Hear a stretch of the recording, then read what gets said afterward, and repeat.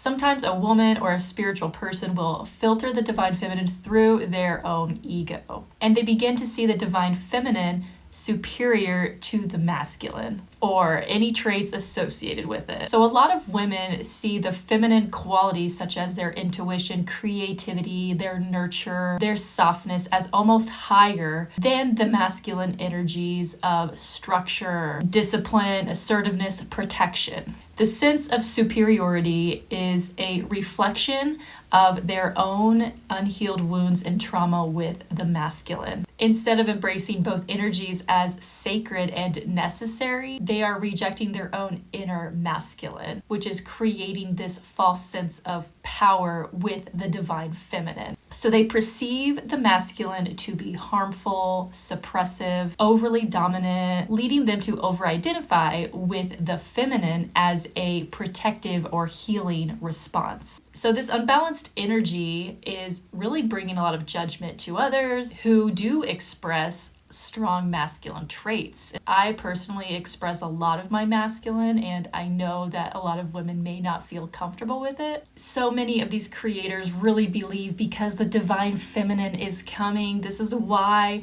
we're going to have a female president. Feminine masculine energy has nothing to do with gender. The perception of our ego really just comes from the level of consciousness we are at. So I totally see how women are projecting that because the divine feminine's on the rise, we need to have a female president. It's time, right? So many spiritual women and healers who are putting out this content forget that divine feminine and divine masculine go hand in hand. One is never above the other. So for women to say that the divine feminine is coming, they're not wrong.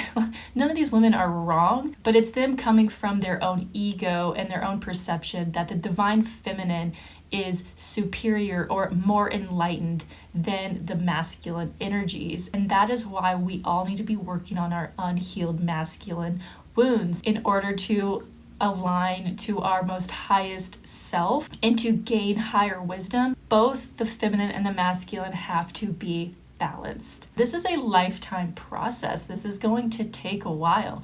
We are constantly going between the two. One will come up more to heal, then the other will come up more to heal. This is what we came here to experience and to work through balancing these energies. The earth is constantly taking in divine feminine and divine masculine energy so that it can recalibrate. So true healing requires integrating both energies in oneself, recognizing that the divine feminine and the divine masculine go hand in hand and are partners. They are not opponents, they are not against each other, but they work together to create balance. And each has wisdom to bring. So this limited view of the divine feminine really misses the point. Yes, the divine feminine is coming, but also the divine masculine is coming. Because the divine masculine holds the structure and the container for the divine feminine to feel safe to rise. So I'm tired of seeing some women who are out there preaching about just the divine feminine and rejecting the masculine altogether.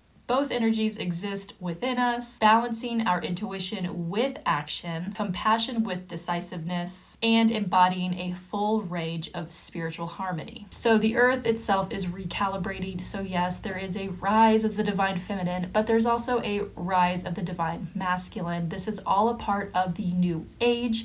This is all a part of Pluto entering Aquarius. This is all a part of how the earth is recalibrating itself. So we can begin to pull in higher frequencies and align with who we really are.